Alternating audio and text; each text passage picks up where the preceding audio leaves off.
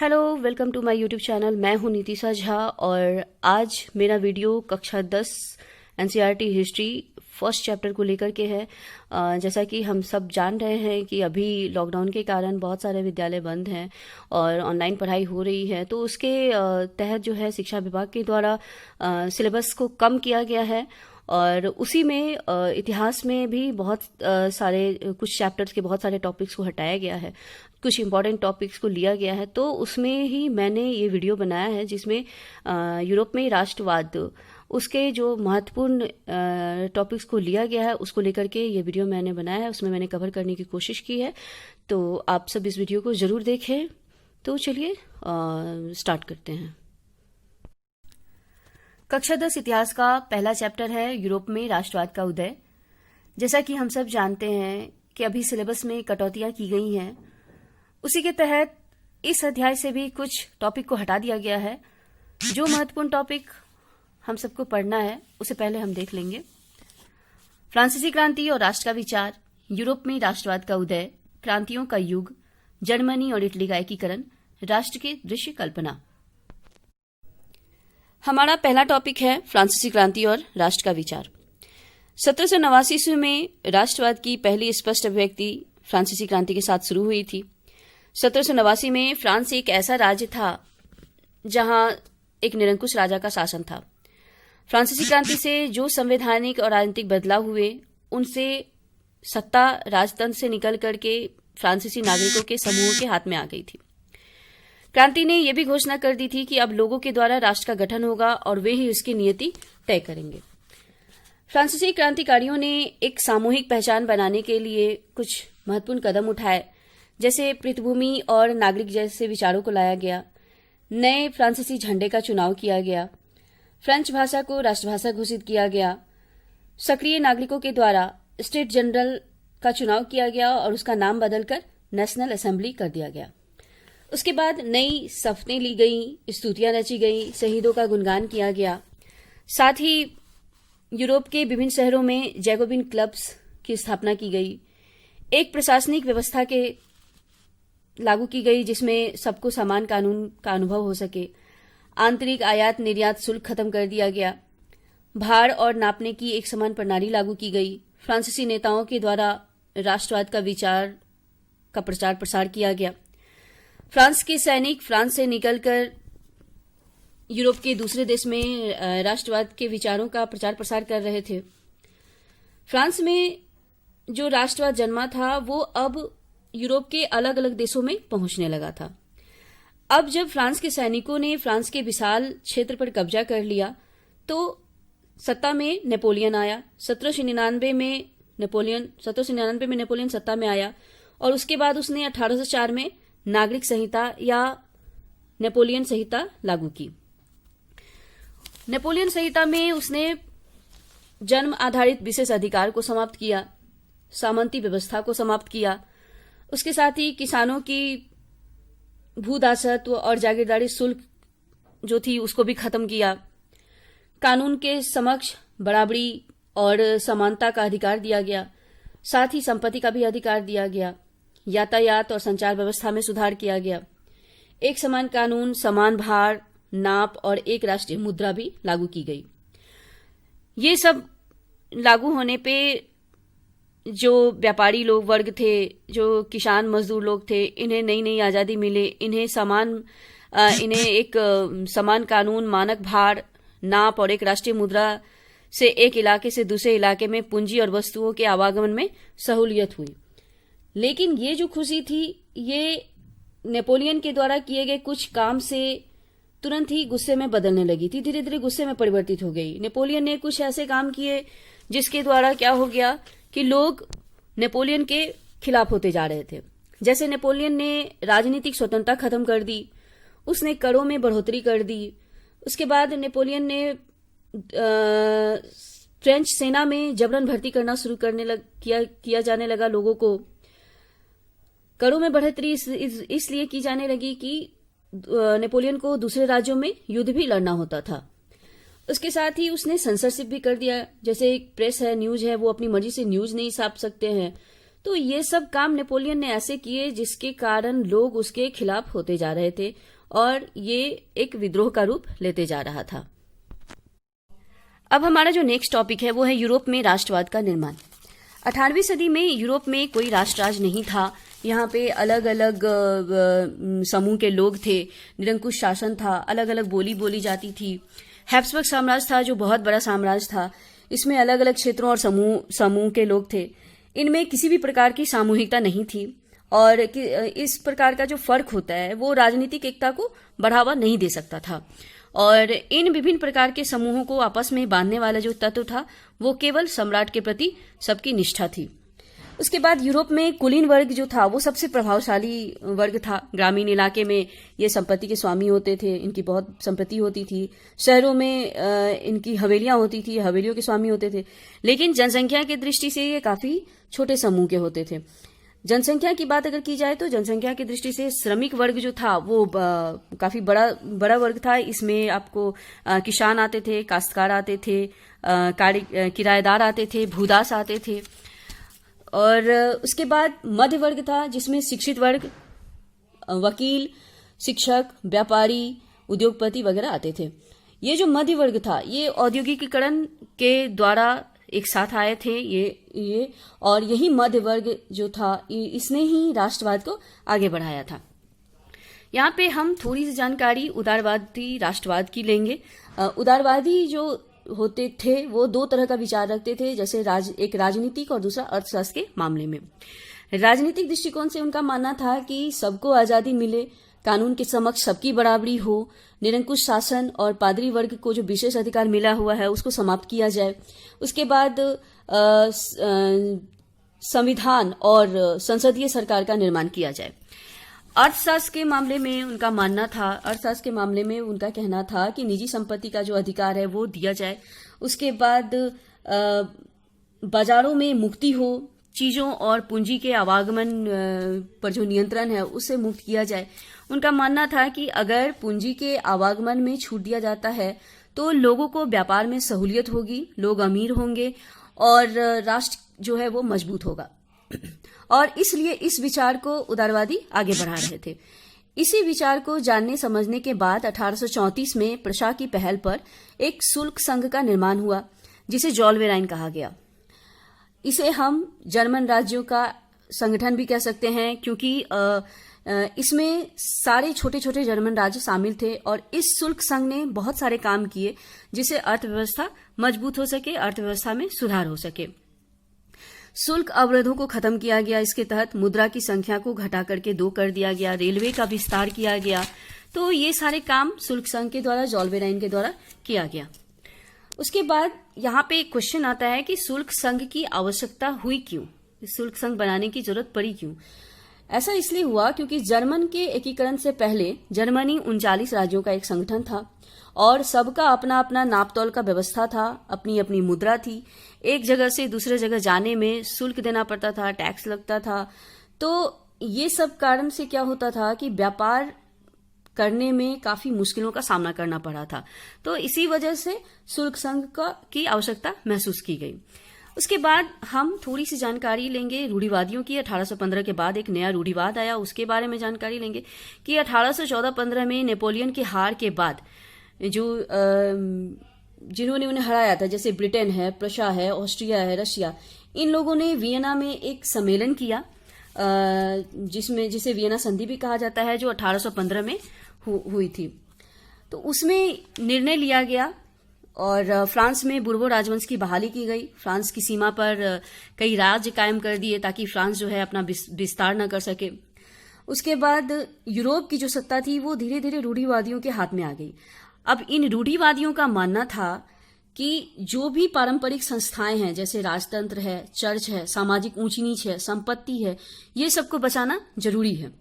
कहने का अर्थ है कि जैसा नेपोलियन के पहले का शासन था उसी प्रकार का इनको चलाना है। लेकिन इन लोगों ने नेपोलियन के 39 राज्यों का जो जर्मन महासंघ था उसे भंग नहीं किया, उसे बरकरार रखा।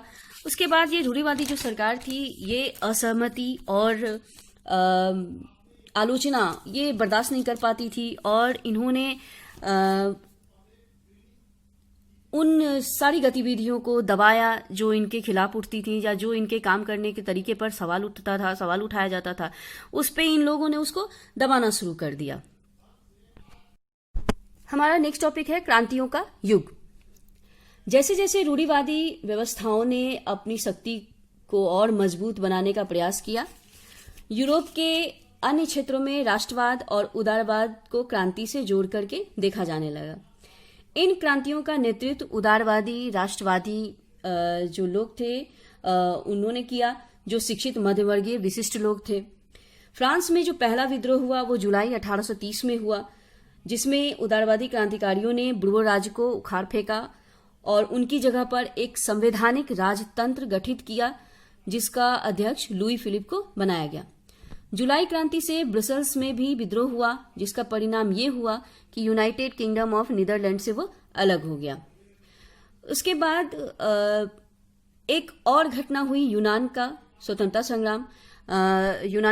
संग्राम हुआ। जो यूनान जो था वो पहले ऑटोमन साम्राज्य का हिस्सा था। क्रांतिकारी राष्ट्रवाद के कारण यूनानियों का आजादी के लिए संघर्ष 1821 में ही शुरू हो गया था और 1832 में कुस्तुनतुनिया की संधि के बाद यूनान को एक स्वतंत्र राष्ट्र घोषित कर दिया गया। इसके बाद 1830 का जो दशक था वो यूरोप में कठिनाइयों का साल रहा। यूरोप में जनसंख्या वृद्धि हो रही थी, रोजगार में कमी आ रही थी, भोजन की कीमतों में काफी इजाफा हो रहा था, वृद्धि हो रही थी, फसल का खराब होना, उसके साथ साथ इंग्लैंड से जो आयातित वस्त्र थे उसका स्थानीय नए उद्योग उसके कारण स्थानीय नए उद्योग का नुकसान हो रहा था। और 1845 में सिलेसिया में बुनकरों ने ठेकेदारों के विरुद्ध जो है वो विद्रोह कर दिया। ये लोग ठेकेदारों की कोठी पर पहुंच गए और अधिक मजदूरी की मांग करने लगे, मगर बदले में इनको धमकी मिली, इनके साथ बुरा व्यवहार किया गया। उसके बाद ये जो भीड़ थी उनके घर में घुस गई और घर में घुस करके काफी तोड़फोड़ किया। फिर जो ठेकेदार था उसे दूसरे गांव में शरण लेना पड़ा। उसके बाद 24 घंटे के बाद सेना को बुला करके उसकी सहायता से वो वापस लौटा था। लेकिन ये सब में क्या हुआ था, जो टकराव हुआ उसमें 11 बुनकरों को गोली मार दी गई थी। उसके बाद 1848 में जो है यूरोपीय देश में सिर्फ किसान मजदूरी नहीं बल्कि जो मध्य वर्ग थे वो भी क्रांति कर रहे थे। फरवरी 1848 की घटनाओं से राजा को अपना सिंहासन छोड़ना पड़ा था और एक गणतंत्र की घोषणा की गई जो सभी पुरुषों के सार्वत्रिक मताधिकार पर आधारित था। यूरोप के ऐसे भाग जो अभी तक स्वतंत्र नहीं हुए थे, वहां के भी उदारवादी स्त्री पुरुष ने बढ़ते जन असंतोष का फायदा उठाया और नए राष्ट्र राज्य के निर्माण की मांग को आगे बढ़ाया। ये जो राष्ट्र राज्य संगठन बनाने की आजादी, ये लोग जो थे वो राष्ट्र राज्य की मांग कर रहे थे। ये राष्ट्र राज्य संविधान संगठन बनाने की आजादी, प्रेस की स्वतंत्रता, ये इस ऐसे संसदीय सिद्धांतों पर इनका जो मांग था वो आधारित था। जर्मन इलाकों में बड़ी संख्या में राजनीतिक संगठनों ने फ्रैंकफर्ट शहर में मिलकर के एक सर्व जर्मन नेशनल असेंबली के पक्ष में मतदान का फैसला लिया। उसके बाद 18 मई 1848 को 831 निर्वाचित प्रतिनिधियों ने फ्रैंकफर्ट संसद में अपना स्थान ग्रहण किया। उसके बाद जर्मन राष्ट्र के लिए एक संविधान का प्रारूप तैयार किया गया। राष्ट्र की अध्यक्षता ऐसे राजा को सौंपी गई जिसे संसद के अंदर रहना है, संसद के अधीन रहना है। लेकिन ये जो जिसे सौंपी गई थी, ये जो राजा था फ्रेडरिक विल्हेम चतुर्थ, इसने उसे अस्वीकार कर दिया और जो निर्वाचित सभा के विरोधी थे वैसे राजाओं का साथ दिया, जिससे क्या हो गया, सेना और कुलीन वर्ग का विरोध बढ़ गया और यहाँ पे संसद का सामाजिक आधार जो है वो कमजोर पड़ गया।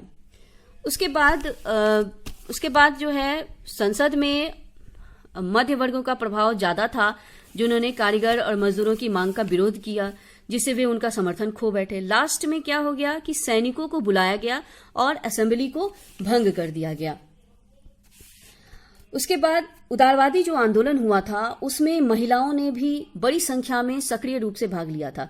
महिलाओं ने राजनीतिक बैठकें की, अखबार शुरू किया, प्रदर्शन किया, लेकिन इन सब के बावजूद उन्हें मताधिकार से वंचित रखा गया।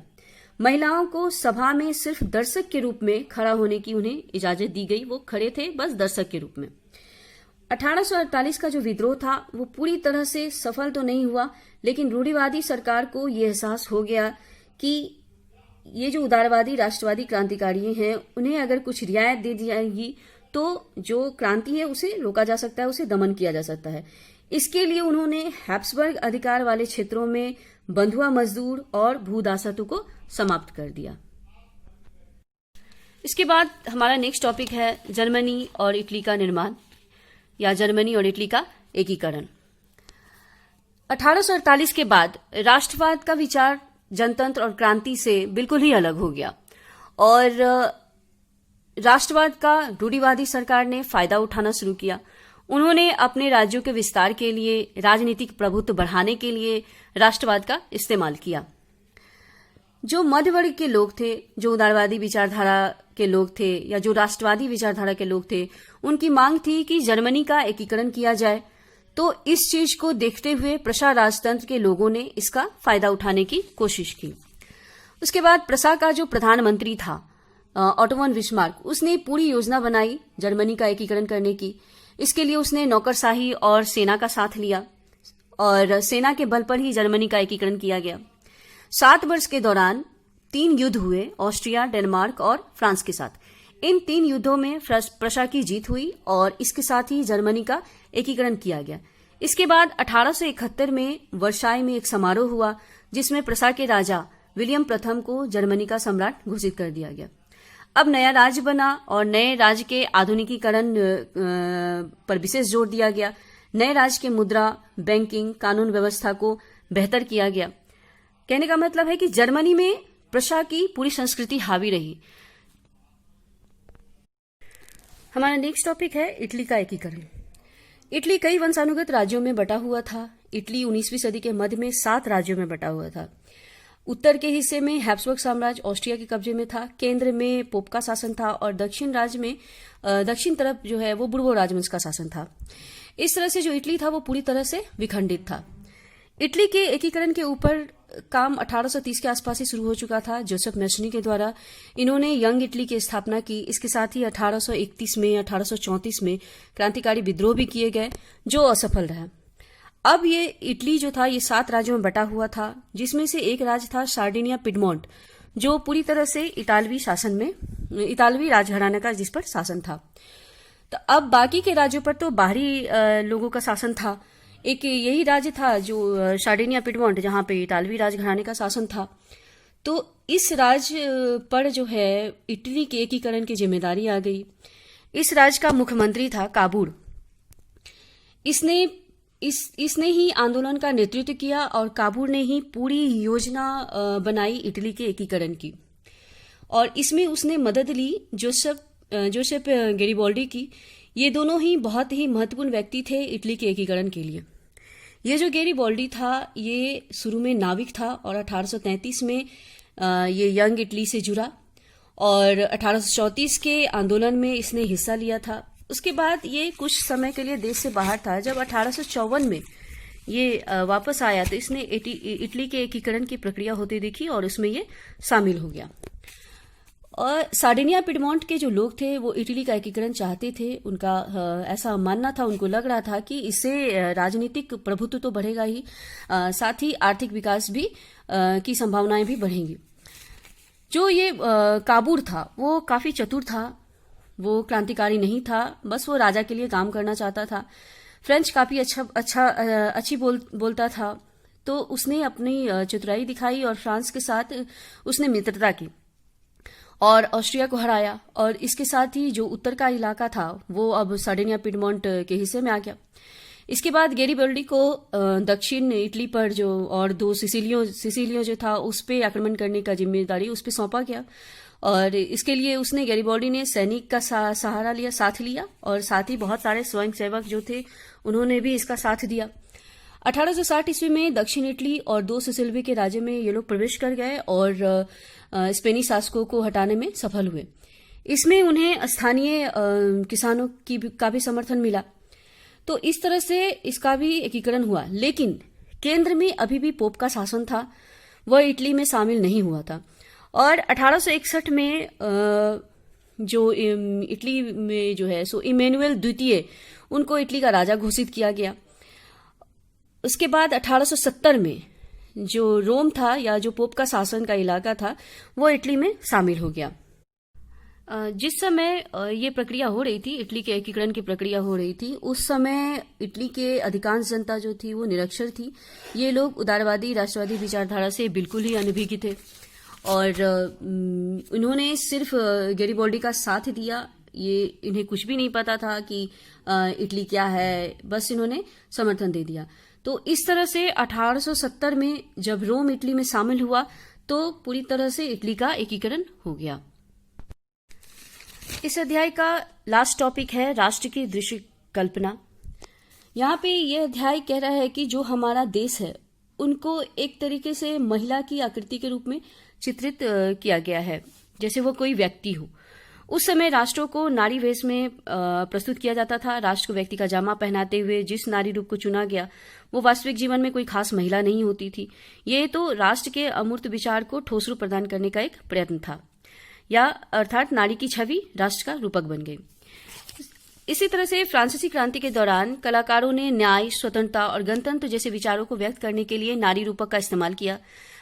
जैसे कि स्वतंत्रता का प्रतीक टूटी जंजीर या लाल टोपी है और इंसाफ को आमतौर पर एक ऐसी महिला के प्रतीकात्मक रूप में दिखाया जाता है जिसकी आंखों पर एक पट्टी बंधी होती है और वो तराजू लिए हुए होती है। इसी तरह के नारी रूपक का आविष्कार कलाकारों ने 19वीं सदी में किया। फ्रांस में उसे लोकप्रिय ईसाई नाम मारियान दिया गया, जिसने जन राष्ट्र के विचार को रेखांकित किया।